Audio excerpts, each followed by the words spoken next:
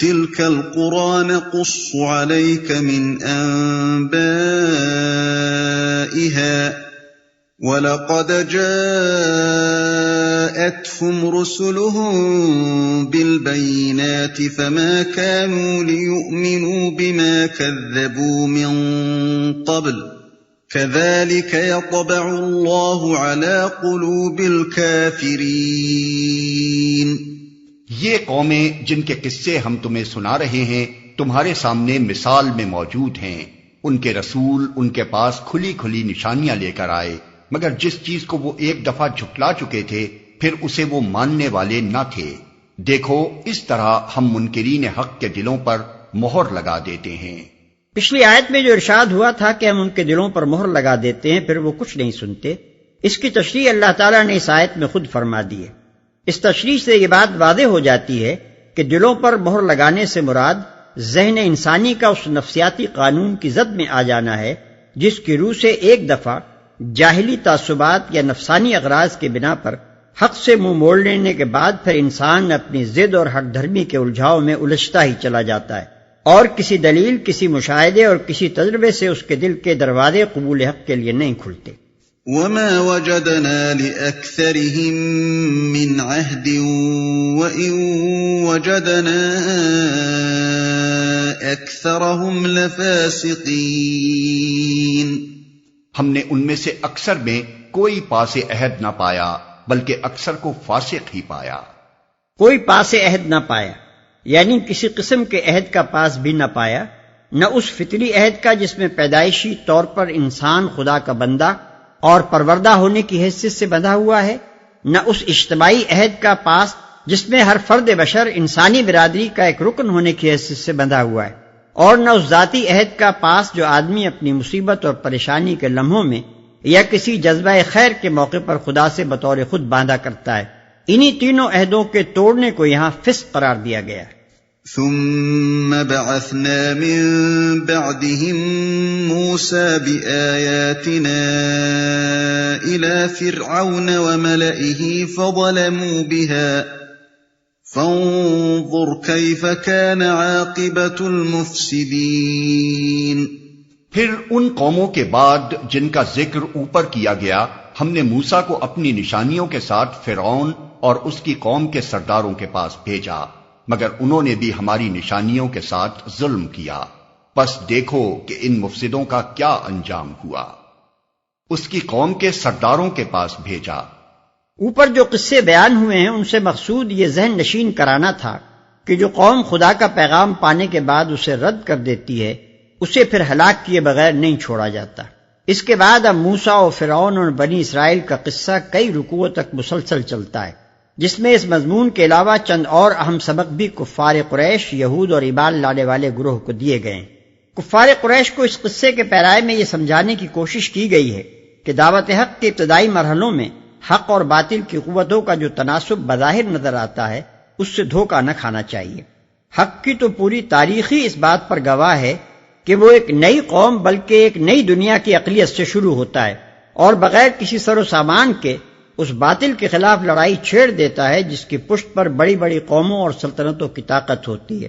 پھر بھی آخر کار وہی غالب آ کر رہتا ہے۔ نیز اس قصے میں ان کو یہ بھی بتایا گیا ہے کہ داعی حق کے مقابلے میں جو چالیں چلی جاتی ہیں اور جن تدبیروں سے اس کی دعوت کو دبانے کی کوشش کی جاتی ہے وہ کس طرح الٹی پڑتی ہیں،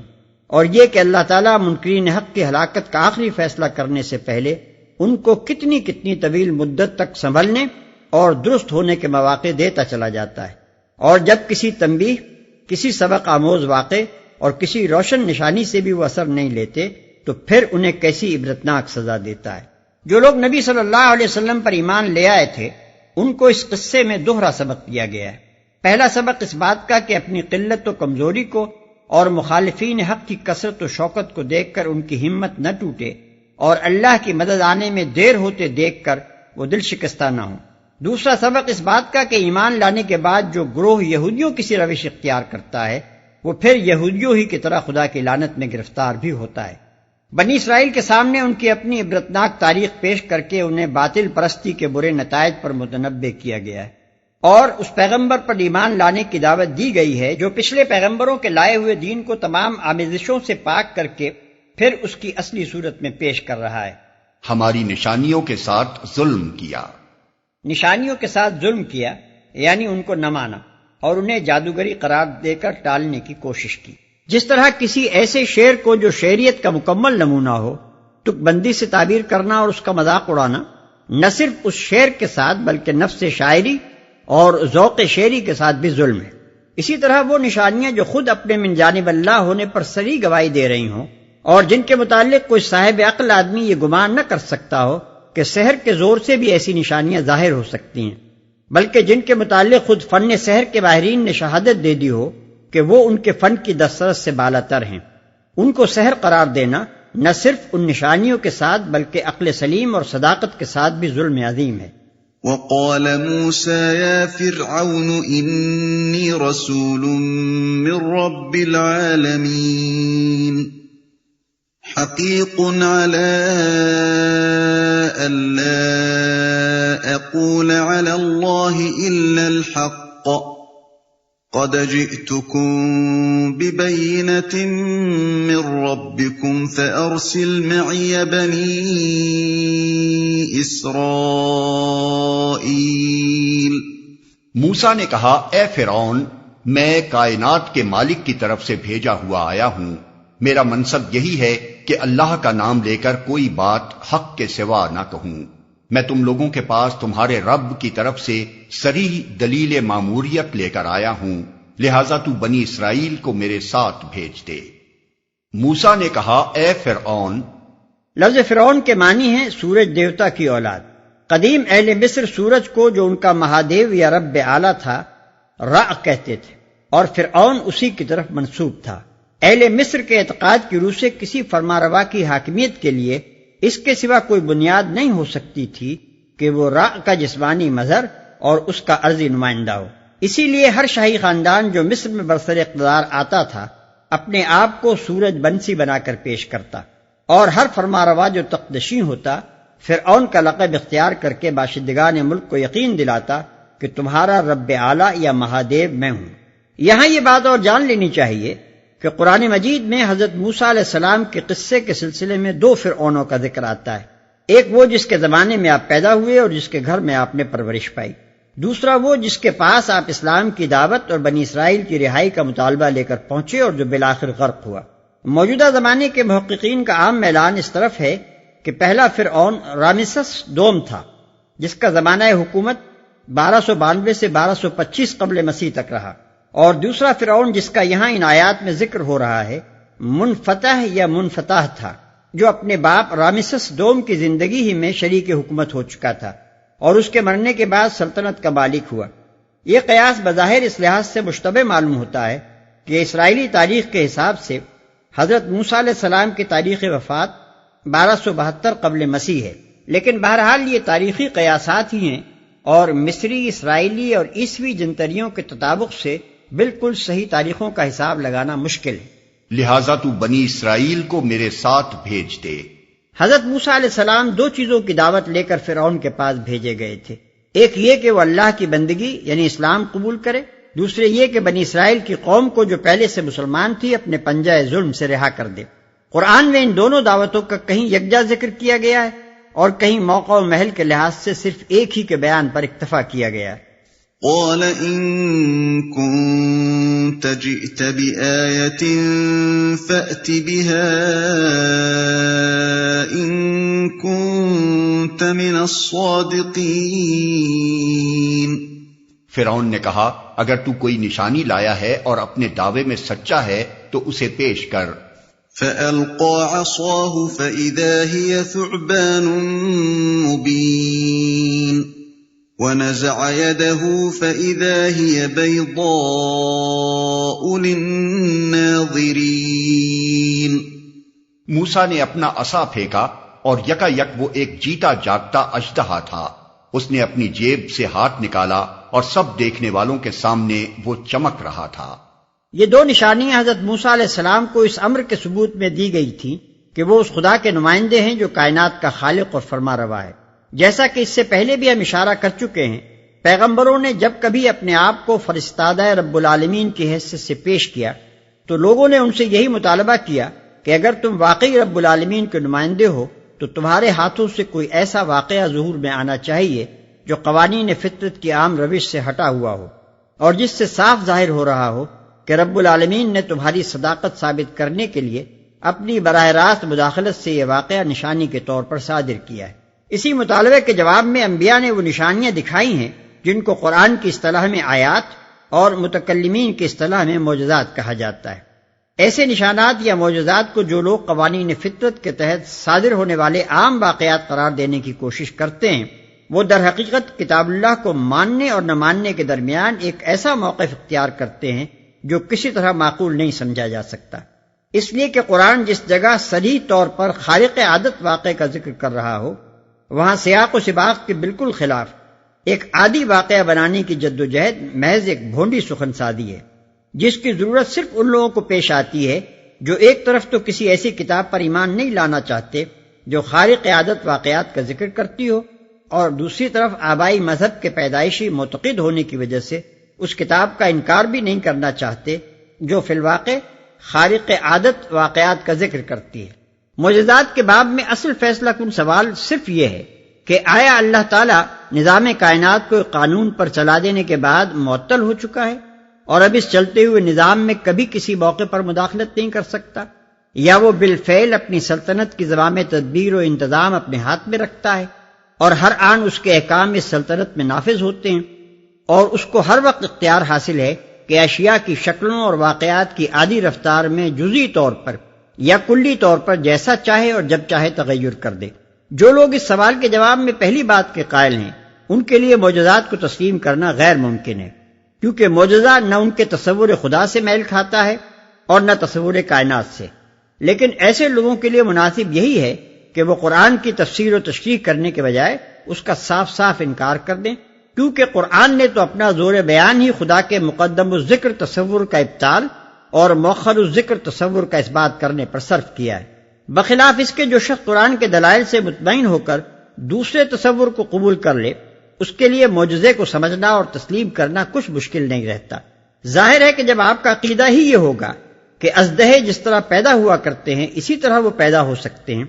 اس کے سوا کسی دوسرے ڈھنگ پر کوئی اژدہا پیدا کر دینا خدا کی قدرت سے باہر ہے، تو آپ مجبور ہیں کہ ایسے شخص کے بیان کو قطعی طور پر جھٹلا دیں جو آپ کو خبر دے رہا ہو کہ ایک لاٹھی اژدہے میں تبدیل ہوئی اور پھر اژدہے سے لاٹھی بن گئی۔ لیکن اس کے برعکس اگر آپ کا عقیدہ یہ ہو کہ بے جان مادے میں خدا کے حکم سے زندگی پیدا ہوتی ہے اور خدا جس مادے کو جیسی چاہے زندگی عطا کر سکتا ہے،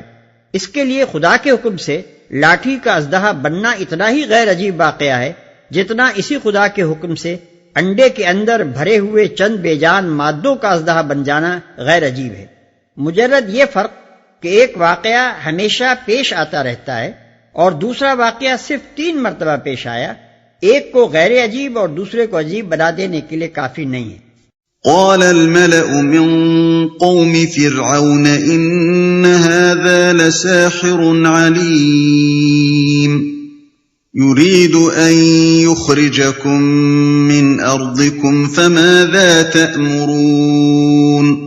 اس پر فرعون کی قوم کے سرداروں نے آپس میں کہا، یقیناً یہ شخص بڑا ماہر جادوگر ہے، تمہیں تمہاری زمین سے بے دخل کرنا چاہتا ہے، اب کہو کیا کہتے ہو؟ تمہیں تمہاری زمین سے بے دخل کرنا چاہتا ہے۔ یہاں سوال پیدا ہوتا ہے کہ اگر ایک غلام قوم کا ایک بے سر و سامان آدمی یکایک اٹھ کر فرعون جیسے بادشاہ کے دربار میں جا کھڑا ہوتا ہے جو شام سے لیبیا تک اور بحر روم کے سواحل سے حبش تک کے عظیم الشان ملک کا نہ صرف مطلق العنان بادشاہ بلکہ معبود بنا ہوا تھا، تو محض اس کے اس فعل سے کہ اس نے ایک لاٹھی کو اژدہا بنا دیا اتنی بڑی سلطنت کو یہ خطرہ کیسے لاحق ہو جاتا ہے کہ یہ اکیلا انسان سلطنت مصر کا تختہ الٹ دے گا اور شاہی خاندان کو حکمران طبقے سمیت ملک کے اقتدار سے بے دخل کر دے گا؟ پھر یہ سیاسی انقلاب کا خطرہ آخر پیدا بھی کیوں ہوا جبکہ اس شخص نے صرف نبوت کا دعویٰ اور بنی اسرائیل کی رہائی کا مطالبہ ہی پیش کیا تھا اور کسی قسم کی سیاسی گفتگو سرے سے چھیڑی ہی نہ تھی؟ اس سوال کا جواب یہ ہے کہ موسیٰ علیہ السلام کا دعوی نبوت اپنے اندر خود ہی یہ معنی رکھتا تھا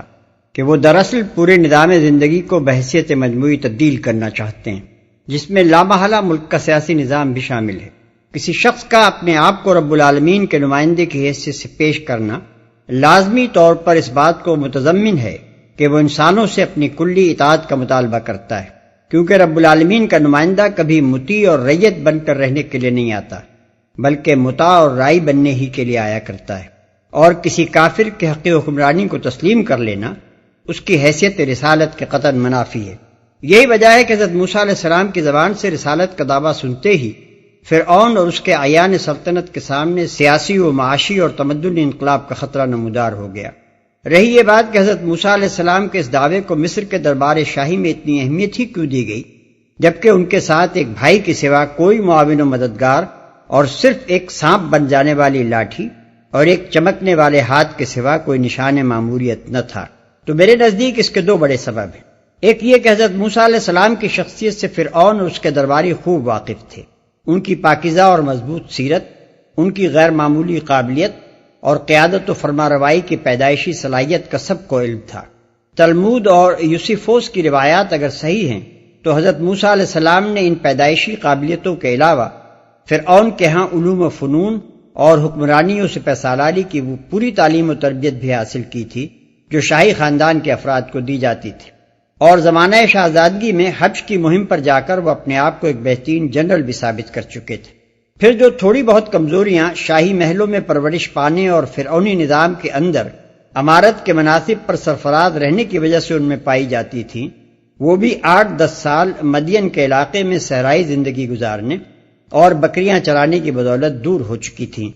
اور اب فرعونی دربار کے سامنے ایک ایسا سن رسیدہ و سنجیدہ فقیر کشورگیر نبوت کا دعویٰ لیے ہوئے کھڑا تھا جس کی بات کو بہرحال باد ہوائی سمجھ کر اڑایا نہ جا سکتا تھا۔ دوسری وجہ یہ تھی کہ عصا اور ید بیضا کی نشانیاں دیکھ کر فرعون اور اس کے درباری سخت مرعوب ہو چکے تھے،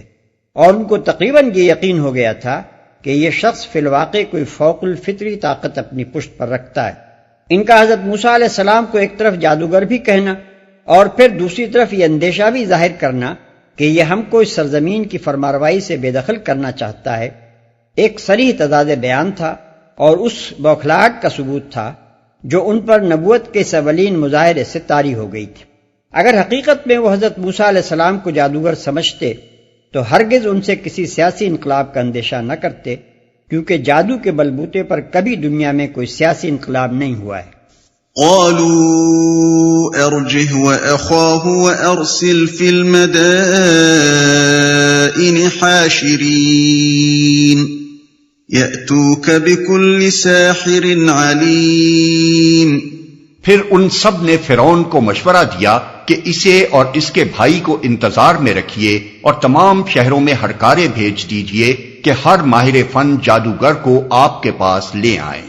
فرعونی درباریوں کے اس قول سے صاف معلوم ہوتا ہے کہ ان کے ذہن میں خدائی نشان اور جادو کے امتیازی فرق کا تصور بالکل واضح طور پر موجود تھا۔ وہ جانتے تھے کہ خدائی نشان سے حقیقی تغیر واقع ہوتا ہے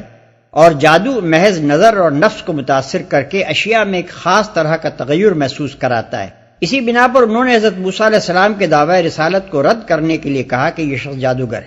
یعنی عصا حقیقت میں سانپ نہیں بن گیا کہ اسے خدائی نشان مانا جائے، بلکہ صرف ہمیں ایسا نظر آیا کہ وہ گویا سانپ تھا جیسا کہ ہر جادوگر کر لیتا ہے۔ پھر انہوں نے مشورہ دیا کہ تمام ملک کے باہر جادوگروں کو بلایا جائے اور ان کے ذریعے سے لاٹھیوں اور رسیوں کو سانپوں میں تبدیل کر کے لوگوں کو دکھا دیا جائے، تاکہ عامت الناس کے دلوں میں اس پیغمبرانہ معجزے سے جو ہیبت بیٹھ گئی ہے وہ اگر بالکلیہ دور نہ ہو تو کم از کم شک ہی میں تبدیل ہو جائے۔ وجاء السحرة فرعون قالوا إن لنا لأجرا إن كنا نحن الغالبين۔ چنانچہ جادوگر فرعون کے پاس آ گئے، انہوں نے کہا اگر ہم غالب رہے تو ہمیں اس کا صلہ تو ضرور ملے گا۔ قال نعم وإنكم لمن المقربين۔ فرعون نے جواب دیا ہاں اور تم مقرب بارگاہ ہوگے۔ قالوا يا موسى إما أن تلقي وإما أن نكون نحن الملقين پھر انہوں نے موسیٰ سے کہا تم پھینکتے ہو یا ہم پھینکیں؟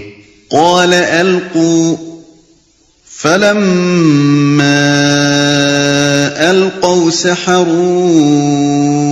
أعين الناس واسترهبوهم وجاءوا بسحر عظيم موسیٰ نے جواب دیا تم ہی پھینکو۔ انہوں نے جو اپنے آنچر پھینکے تو نگاہوں کو مسحور اور دلوں کو خوف زدہ کر دیا اور بڑا ہی زبردست جادو بنا لائے۔ وَأَوْحَيْنَا إِلَى مُوسَىٰ أَنْ أَلْقِ عَصَاكَ فَإِذَا هِيَ تَلْقَفُ مَا يَأْفِكُونَ ہم نے موسیٰ کو اشارہ کیا کہ پھینک اپنا عصا۔ اس کا پھینکنا تھا کہ آن کی آن میں وہ ان کے اس جھوٹے طلسم کو نگلتا چلا گیا۔ یہ گمان کرنا صحیح نہیں ہے کہ عصا ان لاٹھیوں اور رسیوں کو نگل گیا جو جادوگروں نے پھینکی تھی اور سانپ اور اژدہے بنی نظر آ رہی تھی۔ قرآن جو کچھ کہہ رہا ہے وہ یہ ہے کہ عصا نے سانپ بن کر ان کے اس طلسم فریب کو نگلنا شروع کر دیا جو انہوں نے تیار کیا تھا۔ اس کا صاف مطلب یہ معلوم ہوتا ہے کہ یہ سانپ جدھر جدھر گیا وہاں سے جادو کا وہ اثر کافور ہوتا چلا گیا، جس کی بدولت لاٹھیاں اور رسیاں سانپوں کی طرح لہراتی نظر آتی تھیں، اور اس کی ایک ہی گردش میں جادوگروں کی ہر لاٹھی لاٹھی اور ہر رسی رسی بن کر رہ گئی۔ فوقع الحق وبطل ما كانوا يعملون اس طرح جو حق تھا وہ حق ثابت ہوا اور جو کچھ انہوں نے بنا رکھا تھا وہ باطل ہو کر رہ گیا۔ فغلبوا هنالك وانقلبوا صاغرين فرعون اور اس کے ساتھی میدان مقابلہ میں مغلوب ہوئے اور فتح مند ہونے کے بجائے الٹے ذلیل ہو گئے۔ وَأُلْقِيَ السَّحَرَةُ سَاجِدِينَ اور جادوگروں کا حال یہ ہوا کہ گویا کسی چیز نے اندر سے انہیں سجدے میں گرا دیا۔ قالوا آمنا برب العالمين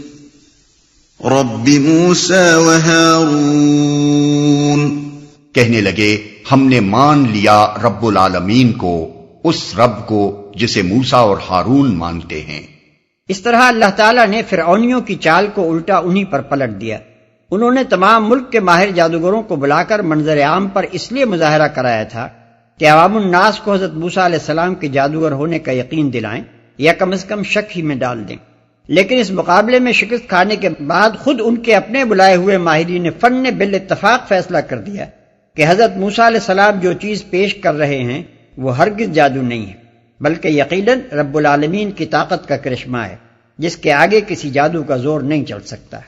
ظاہر ہے کہ جادو کو خود جادوگروں سے بڑھ کر اور کون جان سکتا تھا۔ بس جب انہوں نے عملی تجربے اور آزمائش کے بعد شہادت دے دی کہ یہ چیز جادو نہیں ہے، تو پھر فرعون اور اس کے درباریوں کے لیے باشندگان ملک کو یہ یقین دلانا بالکل ناممکن ہو گیا کہ موسیٰ محض ایک جادوگر ہے۔ قال فرعون آمنتم به قبل ان آذن لكم إن هذا لمكر مكرتموه في المدينة لتخرجوا منها أهلها فسوف تعلمون فرعون نے کہا تم اس پر ایمان لے آئے قبل اس کے کہ میں تمہیں اجازت دوں؟ یقیناً یہ کوئی خفیہ سازش تھی جو تم لوگوں نے اس دارالسلطنت میں کی تاکہ اس کے مالکوں کو اقتدار سے بے دخل کر دو۔ اچھا تو اس کا نتیجہ اب تمہیں معلوم ہوا جاتا ہے۔ لَأُقَطِّعَنَّ أَيْدِيَكُمْ وَأَرْجُلَكُمْ مِنْ خِلَافٍ ثُمَّ لَأُصَلِّبَنَّكُمْ أَجْمَعِينَ میں تمہارے ہاتھ پاؤں مخالف سمتوں سے کٹوا دوں گا اور اس کے بعد تم سب کو سولی پر چڑھاؤں گا۔ قالوا إنا إلى ربنا منقلبون وما تنقم منا إلا أن آمنا بآيات ربنا لما جاءتنا ربنا افرغ علينا صبرا وتوفنا مسلمین. انہوں نے جواب دیا بہرحال ہمیں پلٹنا اپنے رب ہی کی طرف ہے. تو جس بات پر ہم سے انتقام لینا چاہتا ہے وہ اس کے سوا کچھ نہیں کہ ہمارے رب کی نشانیاں جب ہمارے سامنے آ گئیں تو ہم نے انہیں مان لیا. اے رب ہم پر صبر کا فیضان کر اور ہمیں دنیا سے اٹھا تو اس حال میں کہ ہم تیرے فرما بردار ہوں. فرعون نے پانسا پلٹتے دیکھ کر آخری چال یہ چلی تھی کہ اس سارے معاملے کو موسیٰ علیہ السلام اور جادوگروں کی سازش قرار دے دے اور پھر جادوگروں کو جسمانی عذاب اور قتل کی دھمکی دے کر ان سے اپنے اس الزام کا اقبال کرا لے. لیکن یہ چال بھی الٹی پڑی. جادوگروں نے اپنے آپ کو ہر سزا کے لیے پیش کر کے ثابت کر دیا کہ ان کا موسیٰ علیہ السلام کی صداقت پر ایمان لانا کسی سازش کا نہیں بلکہ سچے اعتراف حق کا نتیجہ تھا. اب اس کے لیے کوئی چارہ کار اس کے سوا باقی نہ رہا کہ حق اور انصاف کا ڈھونگ جو وہ رچانا چاہتا تھا اسے چھوڑ کر صاف صاف ظلم و ستم شروع کر دے. اس مقام پر یہ بات بھی دیکھنے کے قابل ہے کہ چند لمحوں کے اندر ایمان نے ان جادوگروں کی سیرت میں کتنا بڑا انقلاب پیدا کر دیا. ابھی تھوڑی دیر پہلے انہی جادوگروں کی دنایت کا یہ حال تھا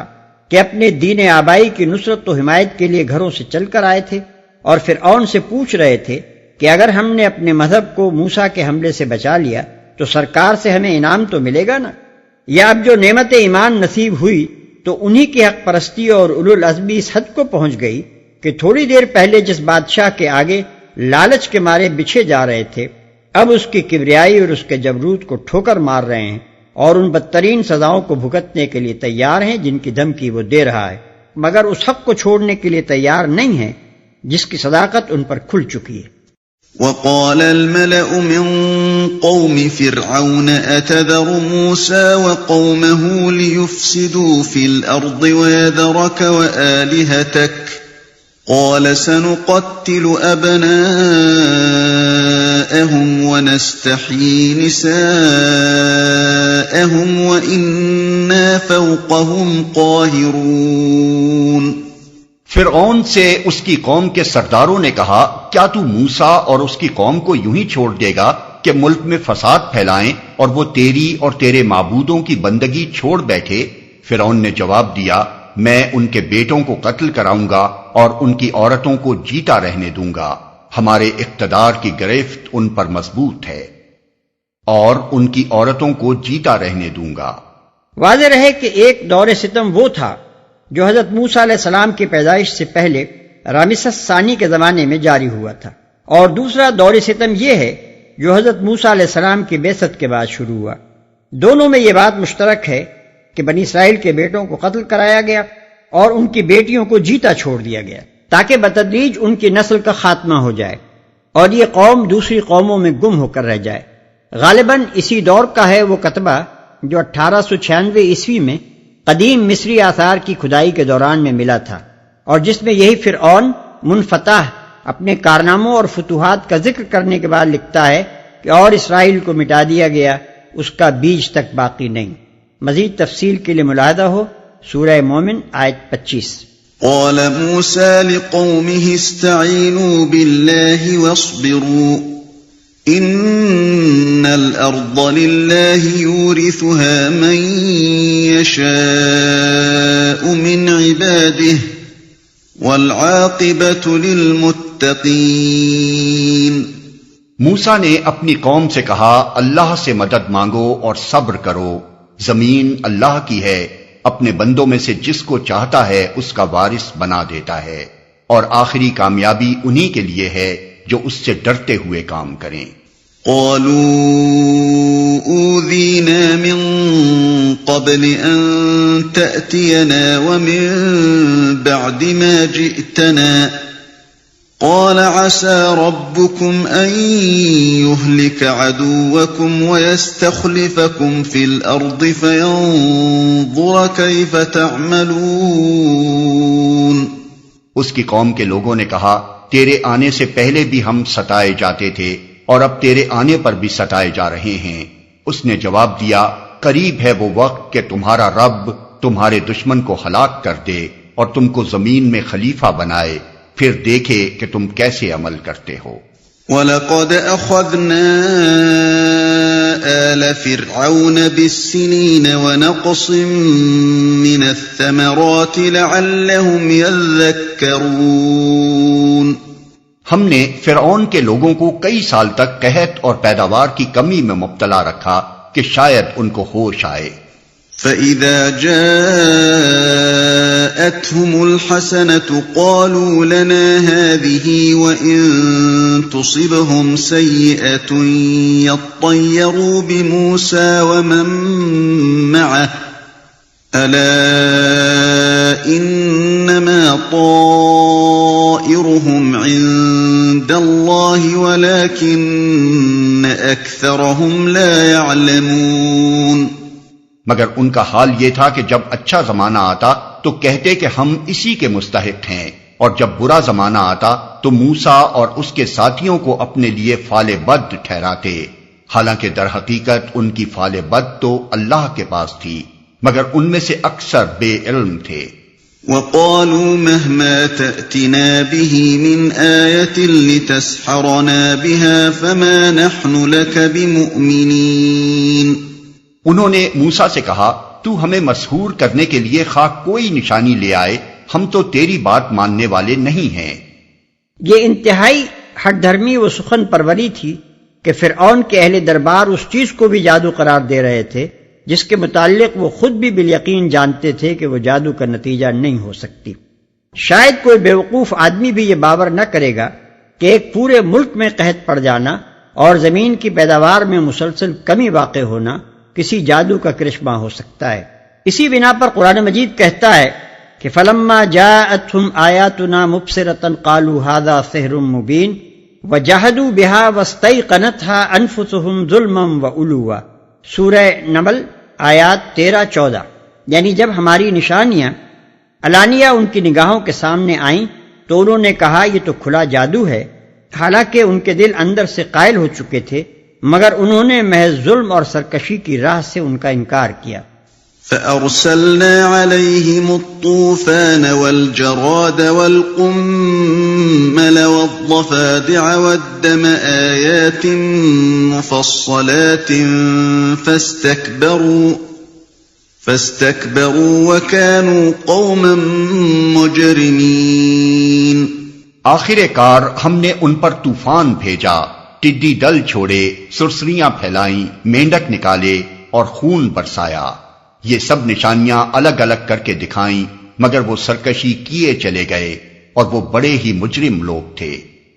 آخر کار ہم نے ان پر طوفان بھیجا۔ غالباً بارش کا طوفان مراد ہے جس میں اولے بھی برسے تھے۔ اگرچہ طوفان دوسری چیزوں کا بھی ہو سکتا ہے، لیکن بائبل میں ژالہ باری کے طوفان کا ہی ذکر ہے، اس لیے ہم اسی معنی کو ترجیح دیتے ہیں۔ سرسریاں پھیلائیں، اصل میں لفظ قمل استعمال ہوا ہے جس کے کئی معنی ہیں، جوں، چھوٹی مکھی، چھوٹی ٹڈی، مچھر، سرسری وغیرہ۔ غالباً یہ جامع لفظ اس لیے استعمال کیا گیا ہے کہ بیک وقت جوؤں اور مچھروں نے آدمیوں پر اور سرسریوں یعنی گھن کے کیڑوں نے غلے کے ذخیروں پر حملہ کیا ہوگا۔ تقابل کے لیے ملاحظہ ہو بائبل کی کتاب خروج باب 7-12۔ وَلَمَّا وَقَعَ عَلَيْهِمُ الرِّجْزُ قَالُوا يَا مُوسَى ادْعُ لَنَا رَبَّكَ بِمَا عَهِدَ عِندَكَ لَئِن كَشَفْتَ عَنَّا الرِّجْزَ لَنُؤْمِنَنَّ لَكَ وَلَنُرْسِلَنَّ مَعَكَ بَنِي إِسْرَائِيلَ۔ جب کبھی ان پر بلا نازل ہو جاتی تو کہتے، اے موسیٰ تجھے اپنے رب کی طرف سے جو منصب حاصل ہے اس کی بنا پر ہمارے حق میں دعا کر، اگر اب کہ تو ہم پر سے یہ بلا ٹلوا دے تو ہم تیری بات مان لیں گے اور بنی اسرائیل کو تیرے ساتھ بھیج دیں گے۔ فَلَمَّا كَشَفْنَا عَنْهُمُ الرِّجْزَ إِلَىٰ أَجَلٍ هُمْ بَالِغُوهُ إِذَا هُمْ يَنكُثُونَ۔ مگر جب ہم ان پر سے اپنا عذاب ایک وقت مقرر کے لیے جس کو وہ بہرحال پہنچنے والے تھے ہٹا لیتے تو وہ یکلخت اپنے عہد سے پھر جاتے۔ فانتقمنا منهم فأغرقناهم في اليم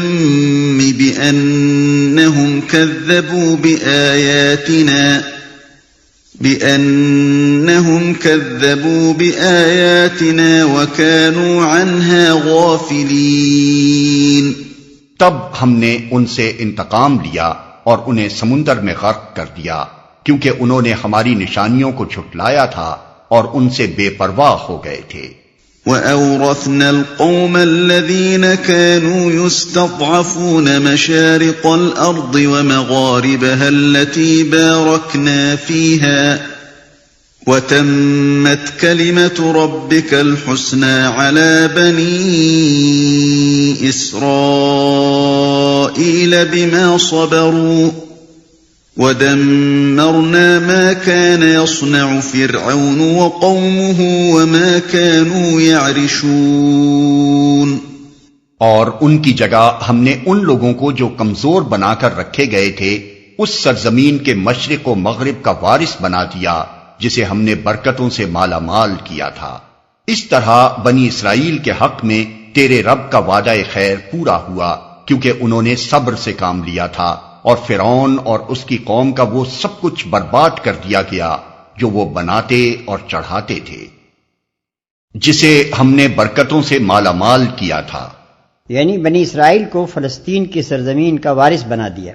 بعض لوگوں نے اس کا مفہوم یہ لیا ہے کہ بنی اسرائیل خود سرزمین مصر کے مالک بنا دیے گئے، لیکن اس معنی کو تسلیم کرنے کے لیے نہ تو قرآن کریم کے اشارات کافی واضح ہیں اور نہ تاریخ و آثار ہی سے اس کی کوئی قوی شہادت ملتی ہے. اس لیے اس معنی کو تسلیم کرنے میں ہمیں تامل ہے. وَجَاوَزْنَا بِبَنِي إِسْرَائِيلَ الْبَحْرَ فَأَتَوْا عَلَى قَوْمٍ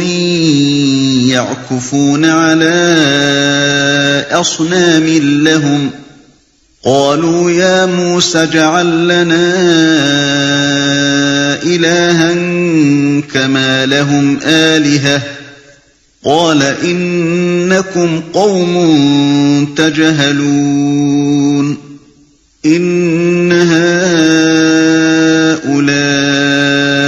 متبر ما هم فيه وباطل ما كانوا يعملون. بنی اسرائیل کو ہم نے سمندر سے گزار دیا، پھر وہ چلے اور راستے میں ایک ایسی قوم پر ان کا گزر ہوا جو اپنے چند بتوں کی گرویدہ بنی ہوئی تھی. کہنے لگے اے موسیٰ ہمارے لیے بھی کوئی ایسا معبود بنا دے جیسے ان لوگوں کے معبود ہیں. موسیٰ نے کہا تم لوگ بڑی نادانی کی باتیں کرتے ہو، یہ لوگ جس طریقے کی پیروی کر رہے ہیں وہ تو برباد ہونے والا ہے، اور جو عمل وہ کر رہے ہیں وہ سراسر باطل ہے. ہمارے لیے بھی کوئی ایسا معبود بنا دے جیسے ان لوگوں کے معبود ہیں. بنی اسرائیل نے جس مقام سے بحر احمر کو عبور کیا وہ غالباً موجودہ سویز اور اسماعیلیہ کے درمیان کوئی مقام تھا. یہاں سے گزر کر یہ لوگ جزیرہ نما سینا کے جنوبی علاقے کی طرف ساحل کے کنارے کنارے روانہ ہوئے. اس زمانے میں جزیرہ نما سینا کا مغربی اور شمالی حصہ مصر کی سلطنت میں شامل تھا.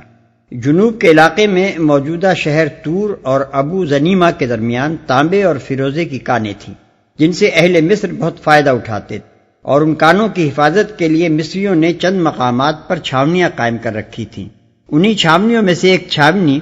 مفقہ کے مقام پر تھی جہاں مصریوں کا ایک بہت بڑا بت خانہ تھا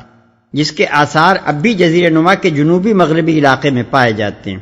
اس کے قریب ایک اور مقام بھی تھا جہاں قدیم زمانے سے سامی قوموں کی چاند دیوی کا بت خانہ تھا. غالباً انہی مقامات سے کسی کے پاس سے گزرتے ہوئے بنی اسرائیل کو جن پر مصریوں کی غلامی نے مصریت زدگی کا اچھا خاصا گہرا ٹھپا لگا رکھا تھا، ایک مصنوعی خدا کی ضرورت محسوس ہوئی ہوگی. بنی اسرائیل کی ذہنیت کو اہل مصر کی غلامی نے جیسا کچھ بگاڑ دیا تھا اس کا اندازہ اس بات سے بآسانی کیا جا سکتا ہے کہ مصر سے نکل آنے کے 70 برس بعد حضرت موسیٰ علیہ السلام کے خلیفہ اول حضرت یوشع بن نون اپنی آخری تقریر میں بنی اسرائیل کے مجمع عام سے خطاب کرتے ہوئے فرماتے ہیں تم خداوند کا خوف رکھو اور نیک نیتی اور صداقت کے ساتھ اس کی پرستش کرو، اور ان دیوتاؤں کو دور کر دو جن کی پرستش تمہارے باپ دادا بڑے دریا کے پار اور مصر میں کرتے تھے، اور خداوند کی پرستش کرو. اور اگر خداوند کی پرستش تم کو بری معلوم ہوتی ہو تو آج ہی تم اسے جس کی پرستش کرو گے چن لو، اب رہی میری اور میرے گھرانے کی بات، سو ہم تو خداوند ہی کی پرستش کریں گے۔ یشوع باب 24 آیت 14 اور 15۔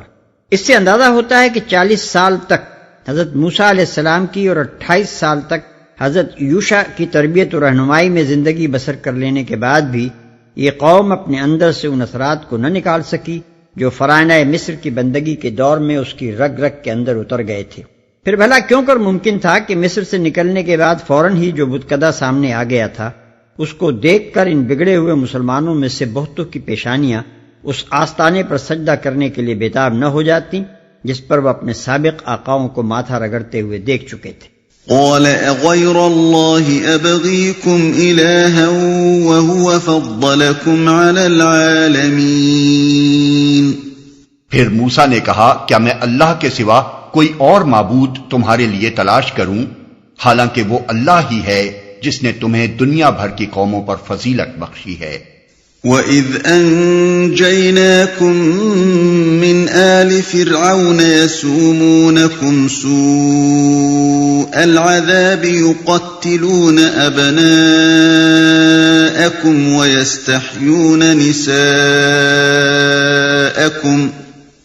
وَفِي ذَلِكُمْ بَلَاءٌ مِّن رَّبِّكُمْ عَظِيمٌ۔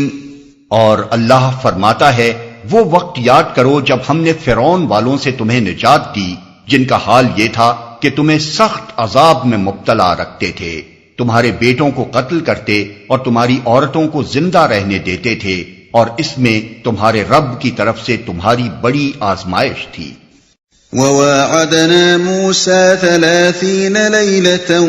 وَأَتْمَمْنَاهَا ب10 فَتَمَّ مِيقَاتُ رَبِّهِ 40 لَيْلَةً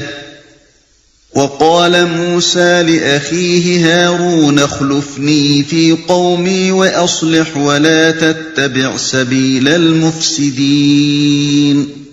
ہم نے موسیٰ کو 30 شب و روز کے لیے کوہ سینا پر طلب کیا اور بعد میں 10 دن کا اور اضافہ کر دیا، اس طرح اس کے رب کی مقرر کردہ مدت پورے 40 دن ہو گئی۔ موسیٰ نے چلتے ہوئے اپنے بھائی ہارون سے کہا کہ میرے پیچھے تم میری قوم میں میری جانشینی کرنا اور ٹھیک کام کرتے رہنا اور بگاڑ پیدا کرنے والوں کے طریقے پر نہ چلنا۔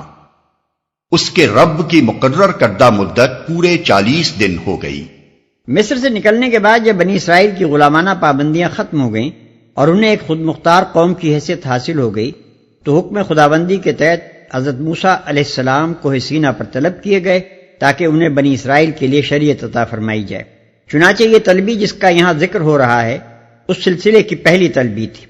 اور اس کے لیے 40 دن کی میعاد اس لیے مقرر کی گئی تھی کہ حضرت موسیٰ علیہ السلام ایک پورا چلہ پہاڑ پر گزاریں اور روزے رکھ کر شب و روز عبادت اور تفکر و تدبر کر کے اور دل و دماغ کو یکسو کر کے اس قول ثقیل کے اخذ کرنے کی استعداد اپنے اندر پیدا کریں جو ان پر نازل کیا جانے والا تھا۔ حضرت موسیٰ علیہ السلام نے اس ارشاد کی تعمیل میں کوہ سینا جاتے وقت بنی اسرائیل کو اس مقام پر چھوڑا تھا جو موجودہ نقشے میں بنی صالح اور کوہ سینا کے درمیان وادی الشیخ کے نام سے موسوم ہے۔ اس وادی کا وہ حصہ جب بنی اسرائیل نے پڑاؤ کیا تھا آج کل میدان الراحہ کہلاتا ہے۔ وادی کے ایک سرے پر وہ پہاڑی واقع ہے جہاں مقامی روایت کے بموجب حضرت صالح علیہ السلام سمود کے علاقے سے ہجرت کر کے تشریف لے آئے تھے۔ آج وہاں ان کی یادگار میں ایک مسجد بنی ہوئی ہے۔ دوسری طرف ایک اور پہاڑی جبل ہارون نامی ہے جہاں کہا جاتا ہے کہ حضرت ہارون علیہ السلام بنی اسرائیل کی گوسالہ پرستی سے ناراض ہو کر جا بیٹھے تھے۔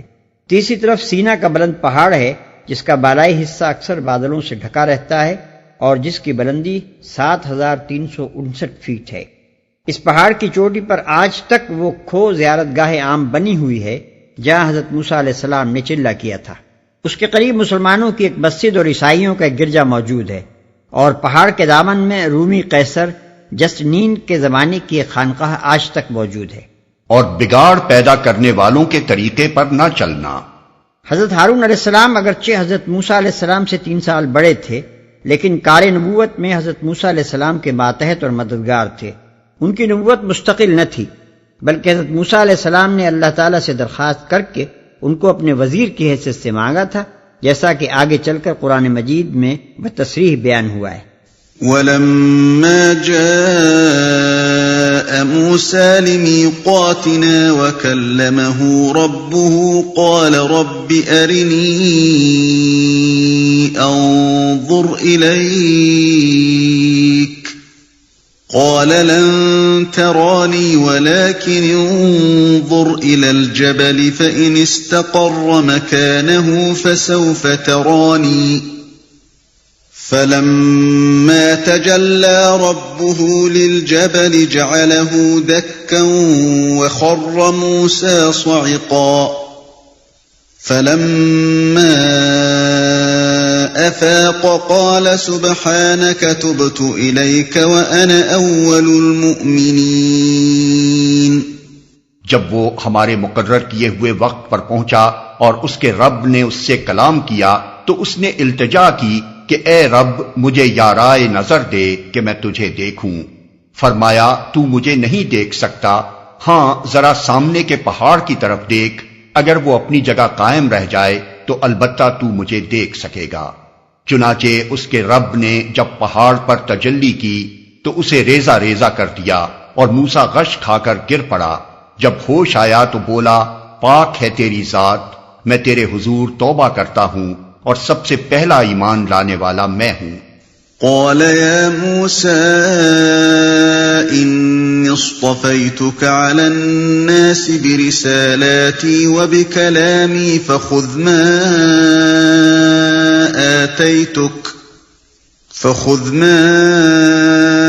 آتيتك وكن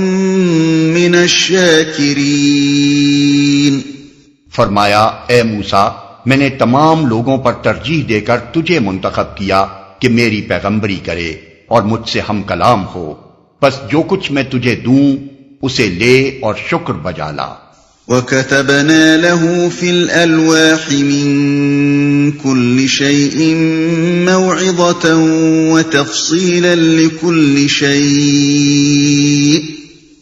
وَتَفْصِيلًا لِكُلِّ شَيْءٍ فَخُذْهَا بِقُوَّةٍ وَأْمُرْ قَوْمَكَ يَأْخُذُوا بِأَحْسَنِهَا سَأُرِيكُمْ دَارَ الْفَاسِقِينَ. اس کے بعد ہم نے موسیٰ کو ہر شعبہ زندگی کے متعلق نصیحت اور ہر پہلو کے متعلق واضح ہدایت تختیوں پر لکھ کر دے دی اور اس سے کہا ان ہدایات کو مضبوط ہاتھوں سے سنبھال اور اپنی قوم کو حکم دے کہ ان کے بہتر مفہوم کی پیروی کریں. ان قریب میں تمہیں فاسقوں کے گھر دکھاؤں گا. واضح ہدایت تختیوں پر لکھ کر دے دی. بائبل میں تصریح ہے کہ یہ دونوں تختیاں پتھر کی سلیں تھیں اور ان تختیوں پر لکھنے کا فعل بائبل اور قرآن دونوں میں اللہ تعالیٰ کی طرف منسوب کیا گیا ہے. ہمارے پاس کوئی ذریعہ ایسا نہیں جس سے ہم اس بات کا تعین کر سکیں کہ آیا ان تختیوں پر کتابت کا کام اللہ تعالیٰ نے براہ راست اپنی قدرت سے کیا تھا یا کسی فرشتے سے یہ خدمت لی تھی یا خود حضرت موسیٰ علیہ السلام کا ہاتھ استعمال فرمایا تھا. تقابل کے لیے ملاحظہ ہو بائبل کتاب خروج باب 31 آیت 18، باب 32 آیت 15 اور 16، استثناء باب 5 آیت 6 اور 22. ان کے بہتر مفہوم کی پیروی کریں، یعنی احکام الہی کا وہ صاف اور سیدھا مفہوم لیں جو عقل عام سے ہر وہ شخص سمجھ لے گا جس کی نیت میں فساد یا جس کے دل میں ٹیڑھ نہ ہو. یہ قید اس لیے لگائی گئی کہ جو لوگ احکام کے سیدھے سادے الفاظ میں سے قانونی اینچ پیچ اور ہیلوں کے راستے اور فتنوں کی گنجائشیں نکالتے ہیں کہیں ان کی منہ شگافیوں کو کتاب اللہ کی پیروی نہ سمجھ لیا جائے.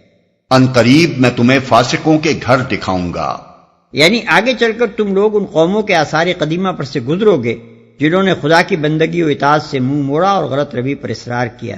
ان آثار کو دیکھ کر تمہیں خود معلوم ہو جائے گا کہ ایسی روش اختیار کرنے کا کیا انجام ہوتا ہے. سأصرف عن آياتي الذين يتكبرون في الأرض بغير الحق وإن يروا كل آية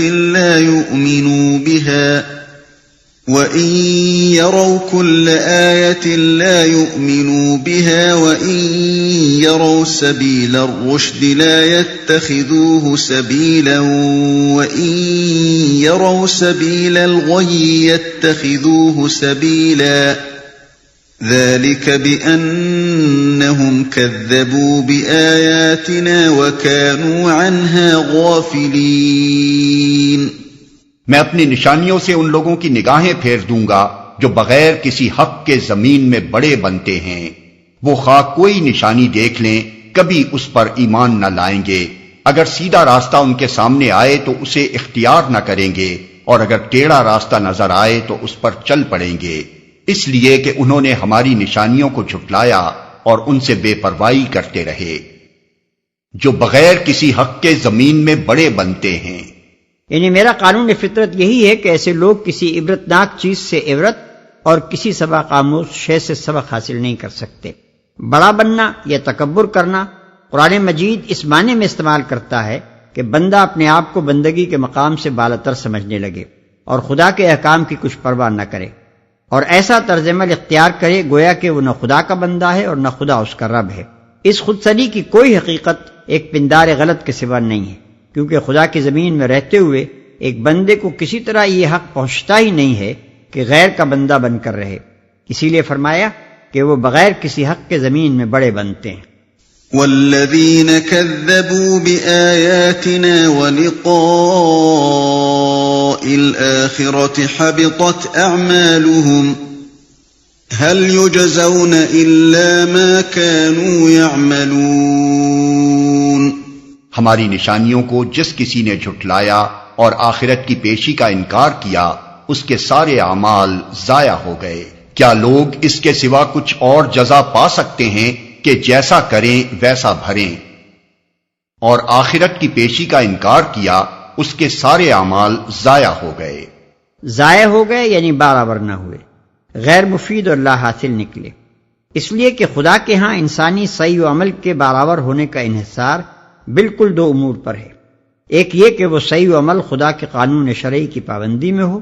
دوسرے یہ کہ سعی و عمل میں دنیا کے بجائے آخرت کی کامیابی پیش نظر رہے۔ یہ دو شرطیں جہاں پوری نہ ہوں گی وہاں لازماً حبط عمل واقع ہوگا۔ جس نے خدا سے ہدایت لیے بغیر بلکہ اس سے منہ موڑ کر باغیانہ انداز پر دنیا میں کام کیا، ظاہر ہے کہ وہ خدا سے کسی اجر کی توقع رکھنے کا کسی طرح حقدار نہیں ہو سکتا،